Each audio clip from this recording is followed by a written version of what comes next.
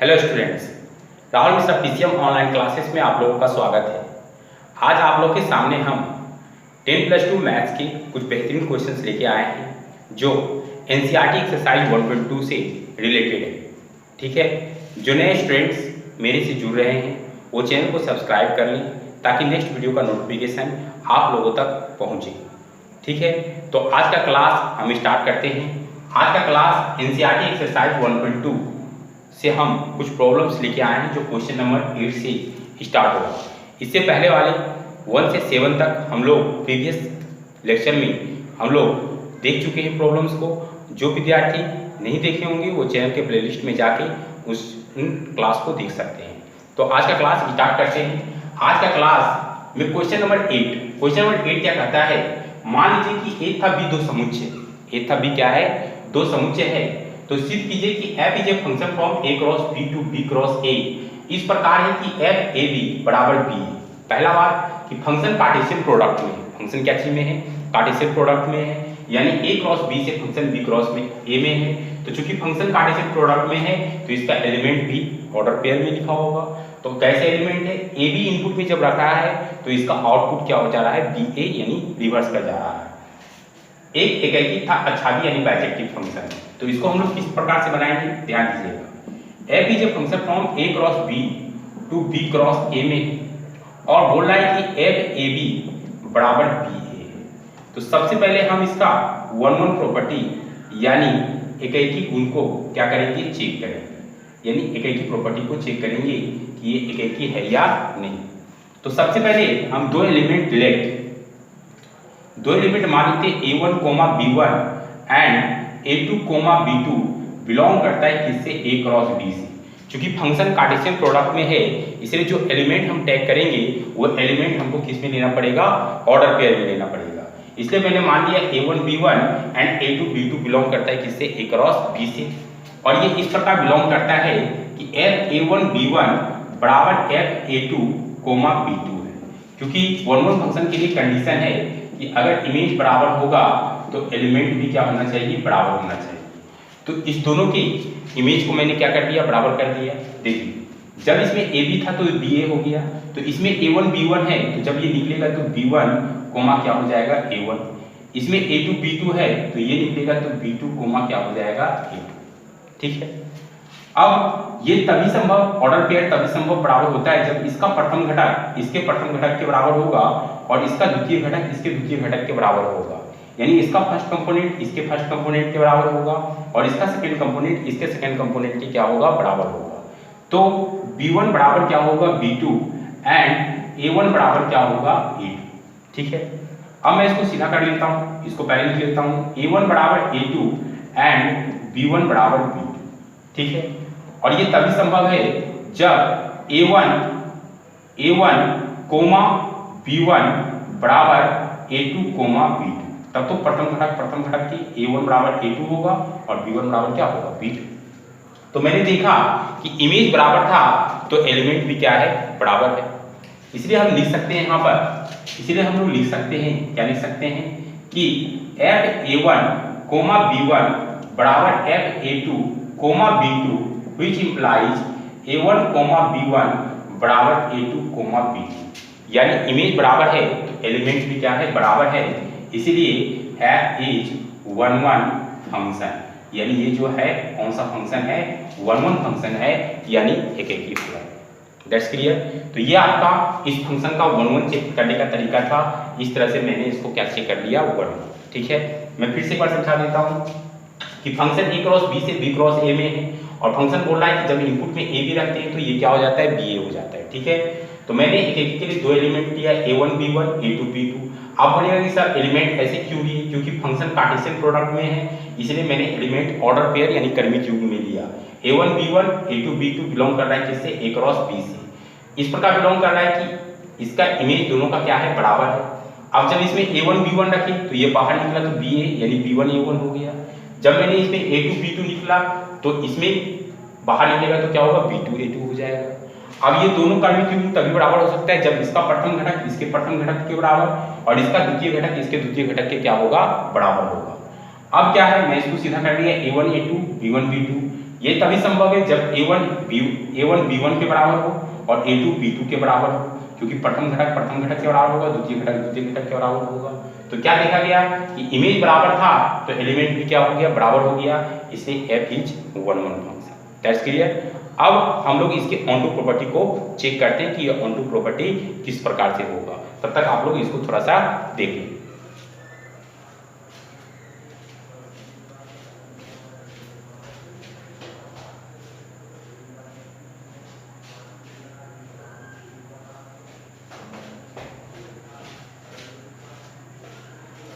हाँ, तो अब इसके ऑन टू प्रॉपर्टी को देखा जाए कि यह ऑन टू किस प्रकार से है।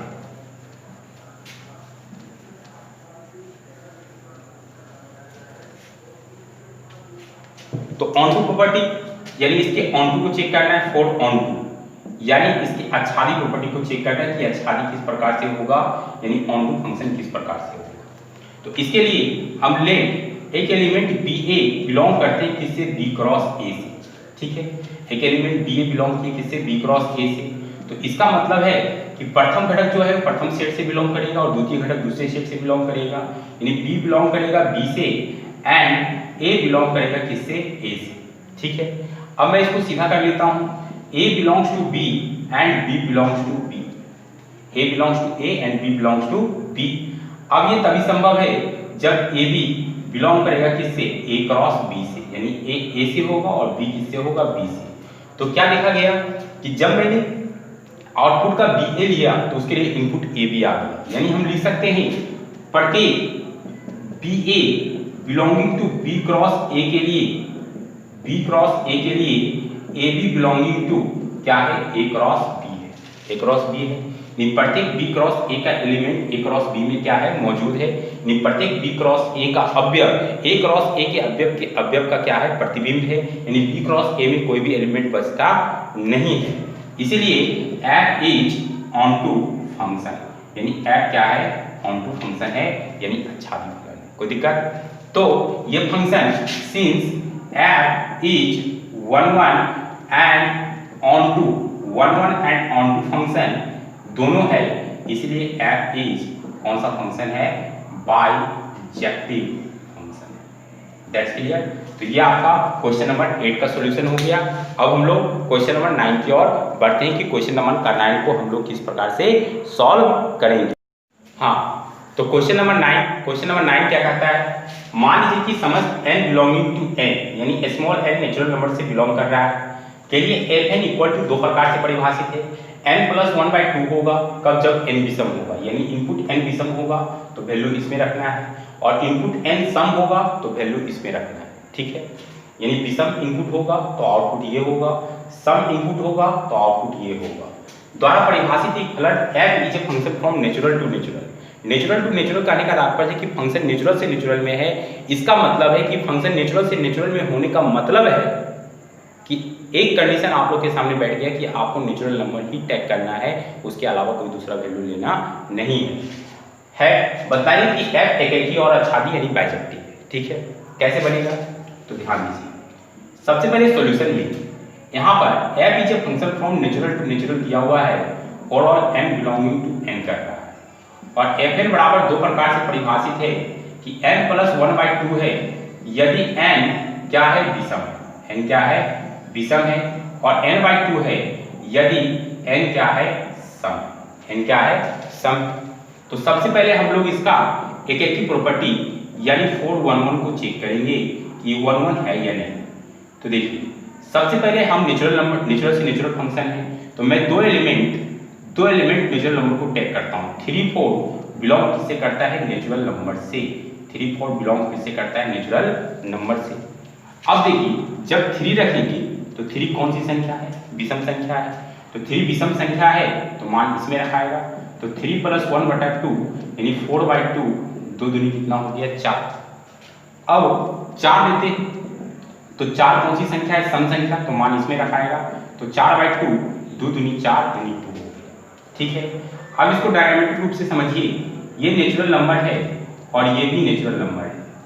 यहाँ पर वैल्यू 3 4 है, और जब 3 4 इनपुट लिया गया तो उसका आउटपुट दोनों का सेम आया जो 2 आया, यानी 3 इनपुट के लिए भी 2 और 4 इनपुट के लिए भी क्या आया 2 आया। तो बताइए क्या ये फंक्शन 1 1 फंक्शन होगा? 1 1 फंक्शन कहता है अलग अलग अवयवों का अलग अलग इमेज होना चाहिए, लेकिन दो डिफरेंट अवयव का एक ही इमेज है तो क्या ये 1 1 फंक्शन हो सकता है? नहीं हो सकता है।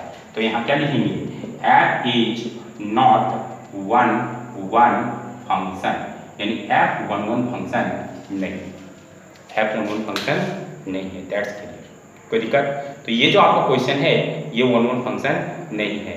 अब इसके ऑनटू प्रॉपर्टी को चेक करना है कि क्या ये फंक्शन ऑनटू है या नहीं, ठीक है? तो अब इसके ऑनटू प्रॉपर्टी को चेक करते हैं। आप लोग ध्यान से पॉज करके वीडियो को देखिएगा। ऑनटू प्रॉपर्टी को चेक करने के लिए ध्यान से समझिएगा। होल्ड ऑनटू कंडीशन को चेक करने के लिए हम दो कैश बना लेते हैं, कैश 1 और एक कैश बना लेते हैं कैश 2, ठीक है? समझिएगा। पहले मैं विषम के लिए देखता हूँ। किसके लिए देखता हूँ? विषम के लिए। मैं दो एलिमेंट 1 3 जो विषम संख्या है बिलोंग्स टू किससे करता हूँ? नेचुरल नंबर से। मैं जब 1 रखूंगा तो विषम में रखाएगा तो 1 + 1 बटा 2 यानी 2 बटा 2 कितना आया? 1 आया। जब मैं 3 लूंगा तो 3 + 1 बटा 2 यानी 4 बटा 2 2 दूनी 4 आएगा, विषम में रखना है। तो यहाँ क्या देखिए, यहाँ देखिए कि ये नेचुरल था और ये भी नेचुरल था, दोनों नेचुरल था। जब मैंने 1 लिया 3 लिया तो इसके लिए 1 और 3 यानी 1 1 के लिए और 3 किसके लिए? 2 के लिए। यानी सारे विषम लगातार विषम संख्याओं के लिए इसका आउटपुट में 1 2 मिल रहा है, यानी लगातार मिलता चला जाएगा। यानी आउटपुट में कोई भी एलिमेंट ये सप्रांत है और ये क्या है? प्रांत। यानी सप्रांत में कोई भी अवयव बचेंगे नहीं। सप्रांत के सारे अवयव प्रांत के किसी न किसी अवयव के क्या होंगे? प्रतिबिंब होंगे, जो विषम वाला कंडीशन यहाँ पर क्या कर रहा है? फॉलो कर रहा है। क्या कर रहा है? फॉलो कर रहा है। अब हम सम के लिए आते हैं। सम के लिए देखिए तो 2 और 4 सम संख्या जो बिलोंग करता है किसी नेचुरल नंबर से। जब 2 लेंगे तो सम में रखेंगे 2 बटा 2 कट गया 1। जब 4 रखेंगे तो 4 बटा 2 2 दूनी 4 कट गया। अब इसका बनाएंगे नेचुरल और ये क्या है? नेचुरल। तो मैंने 2 और 4 लगातार लिया और ये 1 2 लगातार मिला, 2 के लिए 1 और 4 के लिए 2। यानी ये आपका सप्रांत है और ये क्या है? प्रांत है। यानी विषम वाले में भी सप्रांत का प्रत्येक अवयव प्रांत की किसी न किसी अवयव का क्या है? इमेज है। और सम वाले में भी सप्रांत का प्रत्येक अवयव प्रांत की किसी न किसी अवयव का क्या है? इमेज है।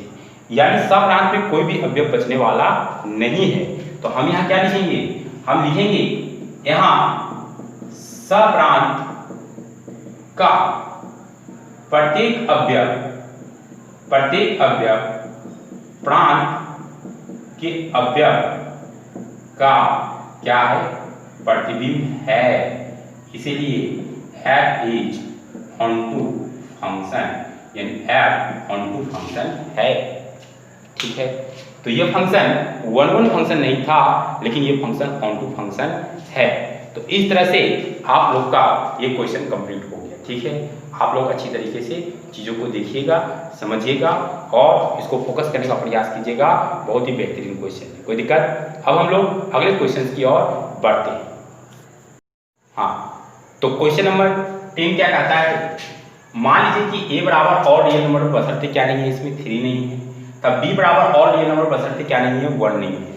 और fx = x - 2 बटा x - 3 द्वारा परिभाषित फलन f is a function from a to b पर विचार कीजिए। क्या f एक रैखिक छादक है?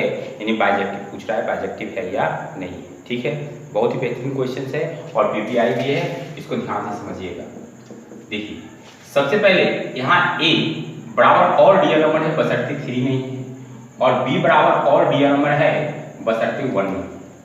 और function f is a function from a to b में fx = इस प्रकार दिया हुआ है कि x - 2 बटा x - 3। कोई दिक्कत? तो सबसे पहले इस क्वेश्चन की एकाएकी यानी 1 1 प्रॉपर्टी को हम लोग क्या करेंगे? चेक करेंगे ये क्वेश्चन 1 1 है कि नहीं, ठीक है? तो ध्यान दीजिएगा, 1 1 चेक करने के लिए हम लोग को 2 एलिमेंट लेना होगा। तो हम 2 एलिमेंट टेक कर लेते हैं लेट x1, x2 बिलोंग करता है किससे? a से। इस प्रकार बिलोंग करता है कि fx1 बराबर fx2 यानी दोनों का इमेज आपस में क्या है, बराबर है। जब x1 बराबर x2 है तो यहाँ x1 रखेंगे तो x1 माइनस 2 बटा x1 माइनस 3 हो जाएगा, और जब इसमें x2 रखेंगे तो x2 माइनस 2 बटा x2 माइनस 3 हो जाएगा। अब हम लोग इसका क्रॉस मल्टीप्लिकेशन कर देते हैं, x1 minus 2 into x2 minus 3, और ये इससे गुना होगा और ये इससे गुना होगा, x1 minus 3 into x2 minus 2। ठीक है, अब इसको सॉल्व कीजिए, इसको मल्टीप्लाई करेंगे x1 इंटू x2, इसको इससे गुना करेंगे 3x1, इसको इससे करेंगे 2x2 और माइनस माइनस प्लस 6 हो गया।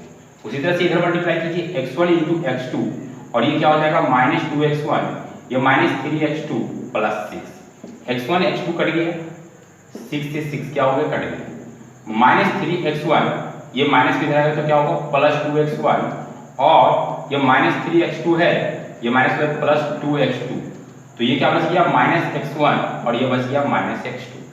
तो माइनस से माइनस क्या हो गया, कट गया, तो x1 बराबर क्या आ गया, x2। यानी इमेज बराबर था तो एलिमेंट भी क्या है, बराबर है।